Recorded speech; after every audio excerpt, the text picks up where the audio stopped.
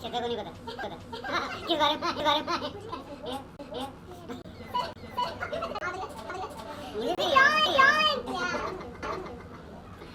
Sorry मुझे लगा कैसे सवाल दिया किसने आए नहीं अंदर क्या हुआ सर मतलब उसके अंदर क्या हमें तो पता ही था जो बिजनेस से बातें और म्यूजिक को लेकर लोगों का रिएक्शन मींस अगर आपको हमें बातें नहीं हो उस पर रिएक्शन प्लीज तुम तो क्या ऑब्वियसली तुम तो हो गया आज हमारी फिल्म का म्यूजिक लॉन्च है so very excited about that and आज साउंड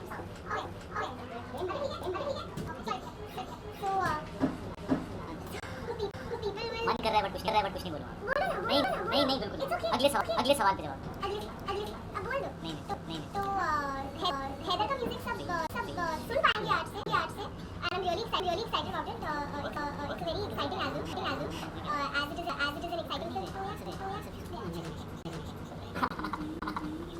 sorry अभी शायद जी बताइए जी आप कुछ बोल रहे थे कुछ नहीं वो हमारे बीच में हो गई बात अच्छा आओ ना सॉन्ग की बात है बहुत पसंद किया जा रहा है और कायनात म्यूजिक का भी थोड़ा डिफरेंट और शायद अपन बाकी डांस काफी अलग है आना तो क्या तो आओ ना शायद ने डांस नहीं किया शायद ने बिस्मिल में डांस किया बट आओ ना एक हेमलेट में ग्रेव डिगर्स के बहुत इंपॉर्टेंट कैरेक्टर्स हैं जो कि हमारे हैदर में भी हैं तो ये ग्रेव डिगर्स का गाना है जो कि बहुत ही फेमस सिचुएशन है हेमलेट प्ले के अंदर तो जब ये गाना हमने फिल्म के लिए किया तो जो कैरेक्टर्स हैं जो कि कश्मीरी एक्टर्स को हमने लिया है उन लोगों ने ही वहाँ पर गाया पर ये मेलेडी हम सबको इतना असर किया कि हमारा मन किया किसका एक और इंटरप्रिटेशन हमको इसका एक्सप्लोर करना चाहिए तो इसलिए इसका एक रॉक वर्जन बनाया जिसको बैकग्राउंड स्कोर में यूज़ किया गया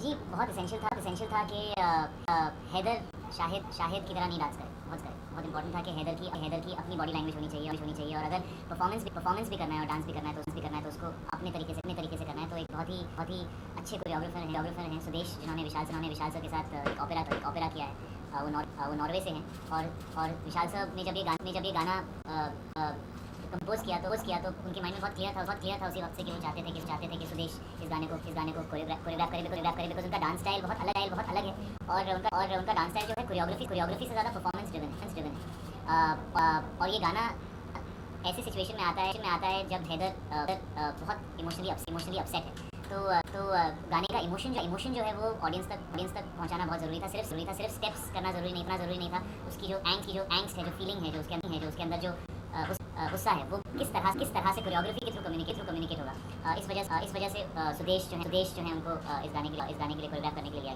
लिया गया और मेरे करियर में one of my favourite songs I would say है बिस्मिल प्रोबेबली मेरे पूरे करियर में is the best shot song जितना अच्छा शूट हुआ है और जिस लोकेशन में हम लोगों ने शूट किया है जिस तरह के एलिमेंट्स गाने के अंदर यूज़ किए गए हैं चाहे वो फेस पेंट जो वॉर पेंट का इंटरप्रिटेशन होता है जब when people go to war they put paint on their face you know या अगर आप सॉकर मैचेस देखें तो अपनी कंट्री का फ्लैग लोग लगाते हैं अपने फेस के ऊपर तो it's almost like showing your support तो उस चीज़ को यूज़ किया गया है बिस्मिल के अंदर रिव्यूज पपेट्स कुछ 100 फीट हाई पपेट्स हैं जिन्हें यूज़ किया गया है जो मैंने कभी किसी गाने के अंदर ऐसे पहले नहीं देखा और जिस जगह पे हम लोग शूट कर रहे थे इट्स कॉल्ड सन टेम्पल बहुत ही खूबसूरत जगह है वी हैड अबाउट 5-6,000 पीपल जो हमारे साथ रोज शूटिंग पे आते थे और शूटिंग बिल्कुल ऐसे कोने में बैठ के पूरी शूटिंग देखा करते थे तो it was genuinely amazing to perform उस तरह की जगह पे उस तरह की लोकेशन में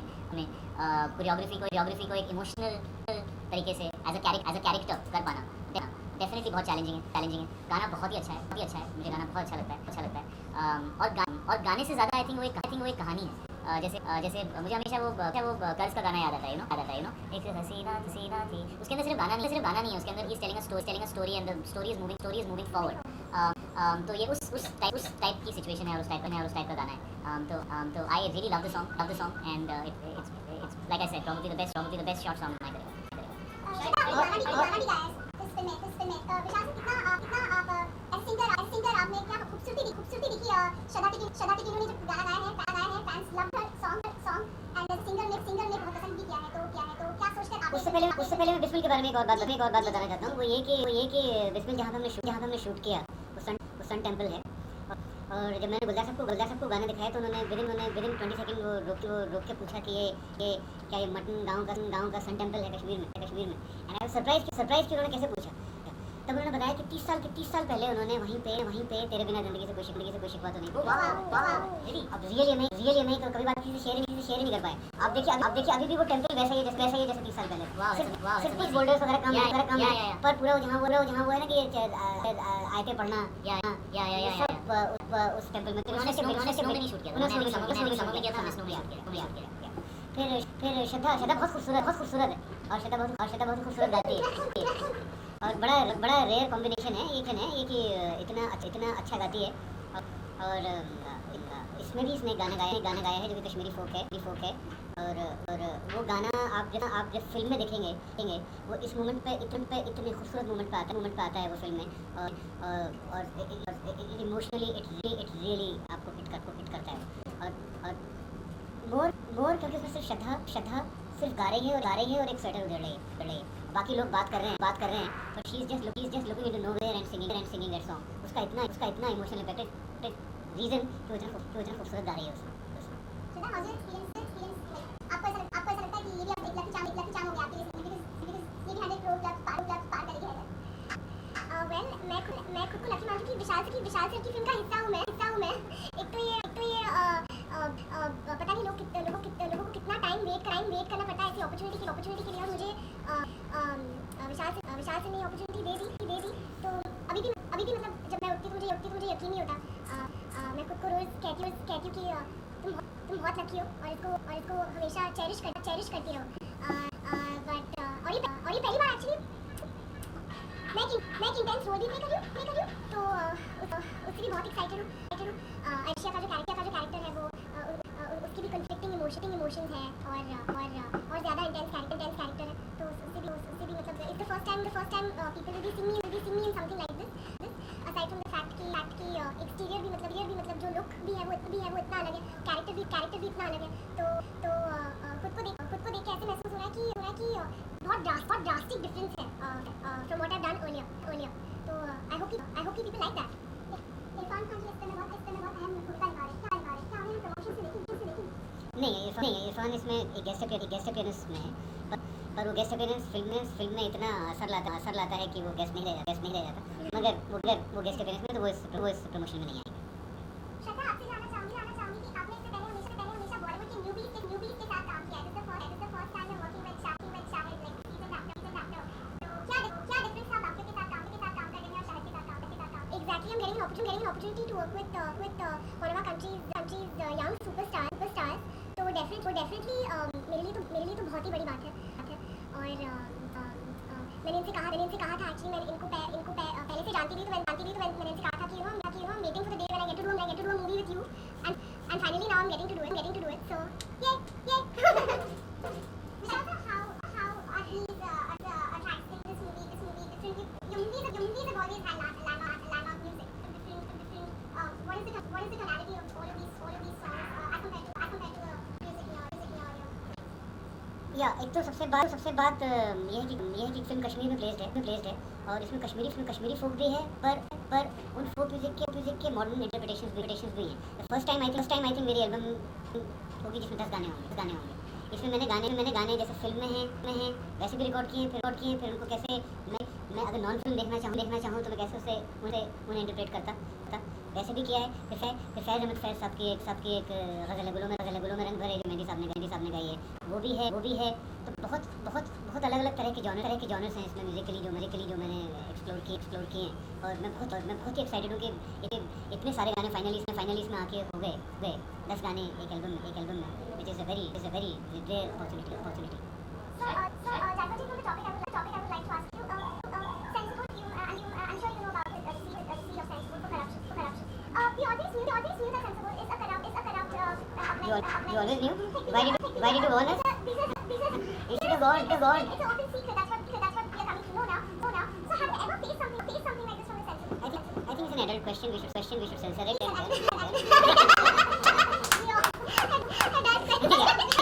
It should not be shown on in a UA TV. So you agree that's open secret? I don't want to talk about it, but it's very ironical because I have also मैंने जितना आपने paper में पढ़ा मैंने भी उतना paper में पढ़ा है। जितनी आपकी नॉलेज है मेरी भी उतनी नॉलेज है। और it's very ironical. I think INB ministry को इसमें अब अग्रेसिवली स्टेप इन करना चाहिए। सिर्फ सेंसर का ही मसला नहीं है, और भी बहुत सारी चीज़ें। हमारी रेटिंग्स को लेके एक बिल पिछले 8 साल से प्रॉमिस किया जा रहा है कि वो जब अंबिका सोनी जी मिनिस्टर थी तब से लेके और आज जावड़ेकर साहब हमारे महाराष्ट्र से हैं। हमें 8 साल से प्रॉमिस किया जा रहा है कि हमारी फिल्म को 3 रेटिंग्स मिलेंगी जो कि 12+, 15+ एंड नॉर्मल 18 जो एडल्ट होता है। 8 साल से ये प्रॉमिस हमारा पूरा नहीं हुआ है। हम लोग फिल्म में सफ़र कर रहे हैं क्योंकि जो बहुत फिल्में ऐसी होती है जो कि जिनको 12+ बच्चे देख सकते हैं, बहुत फिल्में होती है जो 15+ देख सकते हैं। तो वो अगर कैटेगरी बनेंगी तो सिनेमा का स्तर थोड़ा बढ़ेगा। अभी क्या होता है कि अगर फिल्म में आपको थोड़ा सा भी एडल्ट मटेरियल अगर लेके आना है तो सबसे पहला जो कॉर्पोरेट का या आपके प्रोड्यूसर का सिर पे जो डंडा आता है वो ये किसका सैटेलाइट में देखेगा। तो बहुत सारे कंसेंट्स के अंदर फिल्म मेकर काम कर रहे हैं, जिसमें एक कंसेंट एक ये भी है जो आपने बताया। तो आई थिंक फिल्म को INB मिनिस्ट्री को एक प्रायोरिटी की तरह लेना पड़ेगा पूरी हमारी फिल्म इंडस्ट्री को। तो ये एक अकेला इशू नहीं है और ऐसे 50 इशू हैं जो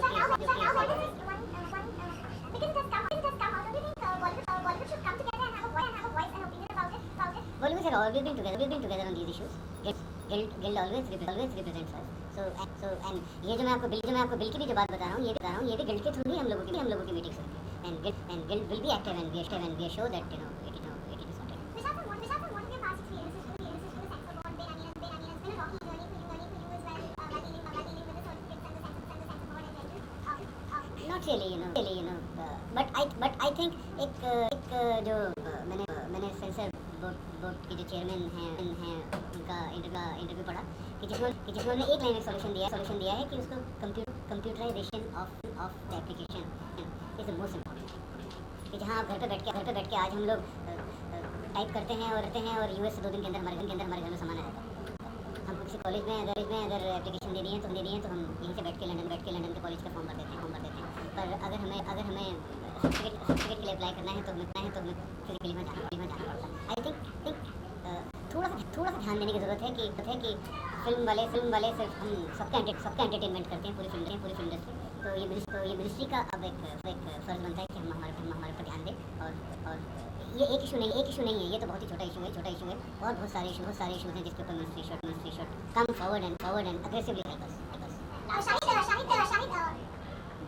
शाहिद सर के लिए आपने तो फिल्म के रोल के लिए आपने बात भी मिलवा दी थी राइट? तो कितना आपके लिए इंटरेस्टिंग रहा अपने बालों को आईने में देखना बहुत ज़्यादा अच्छा आपका सवाल क्या है कि मुझे शीशे के सामने कैसा फील हुआ या कैरेक्टर विशाल सर के लिए अपने बाल बनवा दी थी। मैं उनकी फिल्म को पाने के लिए इस रोल करने के लिए अपने बाल भी बनवा दी। तो वही बात है कि मैं क्रिकेट खेलने के लिए अपनी टांग काटूं मतलब ऐसा कोई लॉजिक नहीं होता है कि मैं आपके साथ काम करेंगे अपने बाल काटूंगा। लेकिन यार मेरे कैरेक्टर में तो बालों की जरूरत है। अगर वैसा बोलते तो ऐसा नहीं होता। सैक्रिफाइस देखिए, मुझे सैक्रिफाइस नहीं चाहिए। नहीं आप मेरा सैक्रिफाइस देखिए, ऐसा नहीं लेकिन ये कैरेक्टर ऐसा है और वो सिचुएशन कुछ ऐसी है कि something like that needed to be done. और मैं इतना क्लियरली कहूँगा कि किसी भी सिर्फ इफेक्ट के लिए ये लुक नहीं अचीव की गई है। इसका बहुत सिग्निफिकेंट और इम्पोर्टेंट कंट्रीब्यूशन है फिल्म के अंदर, और जब आप फिल्म देखेंगे एक्चुअली एक ही सीन है फिल्म के अंदर, और वो हमने 4-5 घंटे में शूट किया। जो भी हटना है प्लीज़ हट जाओ सर कंट्रोल थामा प्यार से बोल सकते हो।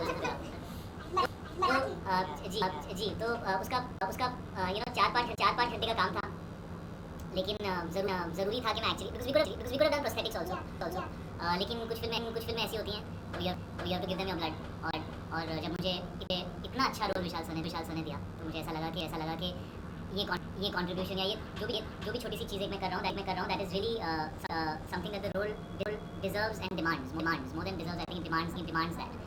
तो इस वजह से भी देता है। शायद आपको साउथ के रीमेक मगर या ऑफर रीमेक मुझे वो फिल्म बहुत अच्छी लगती है, और मैं करूँगा या नहीं करने वाला हूँ उसका अनाउंसमेंट आई थिंक ऑफिशियली बाद में आएगा, बट मैंने देखी थी फिल्म, मुझे बहुत अच्छी लगी।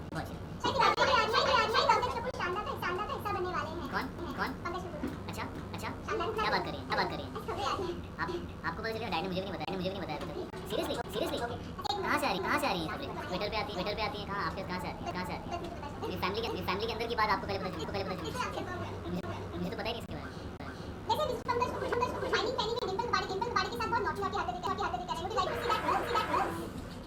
Would I like to see that film? I would want to see any film my father's a part of. I can learn acting from him in every film. Completely. No, it's amazing. I'm really looking forward to the film, and I'm very happy that Dad is doing a funny comic and slightly shocking character like that. I think it's very cool. मैंने कभी वो side dad की personally देखी नहीं है, तो it's very cool. एक reaction sir आप लोग में से देना चाहेंगे? आपने उनको बंद करा दिया, उनको सवाल पूछने दीजिए, सारे सवाल आप ही पूछ रहे हैं।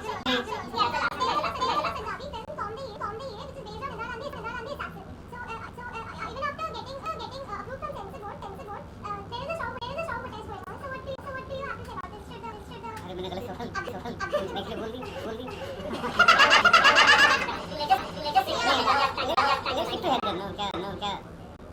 यही सवाल का जवाब देना चाहे तो शायद पाकिस्तानी एक्टर्स को बहुत वेलकम किया है इंडियन फिल्म इंडस्ट्री ने। तो आप इस अच्छे रवैये को लेकर क्या कहना चाहेंगे? हालांकि बहुत कॉन्ट्रोवर्सीज भी होती है कि यहाँ के लोगों को ज़्यादा प्रेफर करना चाहिए बनिस्बत बाहर के लोगों को। भी like to something on this? जी ज़्यादातर स्पेसेस में ऐसा अमूमन होता है कि अलग-अलग ऐसे कैटेगरीज बनाई जाती हैं। मुझे समझ में नहीं आता है बिकॉज बहुत ऐसे कम मीडियम्स हैं, and I think art is one of those mediums which is beyond borders. वो कुछ ऐसी चीज़ें होती है जैसे sport is something like that, but art is like that more because sport में फिर भी आप एक कंट्री को सपोर्ट करते हैं, एक देश को सपोर्ट करते हैं, लेकिन फिर भी अगर आप एक प्लेयर को एक अच्छा स्क्वायर कट मारते हुए देखते हैं तो आप अप्रिशिएट करते हैं उस चीज़ को। जब इंग्लैंड में मैच चल रहा होता है और इंडियन प्लेयर 100 रन पूरे करता है तो पूरा सब लोग उनको ताली बजा के अप्रिशिएट करते हैं बिकॉज वो अच्छा क्रिकेट खेलते हैं, और वो एक यूनिवर्सल चीज़। तो art is also something which is universal and I think it helps bring people together. दो तरीके होते हैं लाइफ को अप्रोच करने के, या यू वांट टू से मैं और तुम, और यू वांट टू से हम। वो हमारी चॉइस है, उसको लोग इतना उसके बारे में ऐसे क्यों करते हैं समझ में नहीं आता है। आई थिंक कोई भी अच्छा एक्टर है, किसी भी देश से हो, किसी भी कलर का हो, कैसा भी बोलता हो, अगर वो मेरे साथ फ्रेम में खड़ा है तो एज एन एक्टर मुझे ऐसा लगता है कि हम बेहतर फिल्म बनाएंगे, and that is bigger than everything. Exactly शायद सब बोल दिया, मैं हिंदी में बोल सकता हूँ।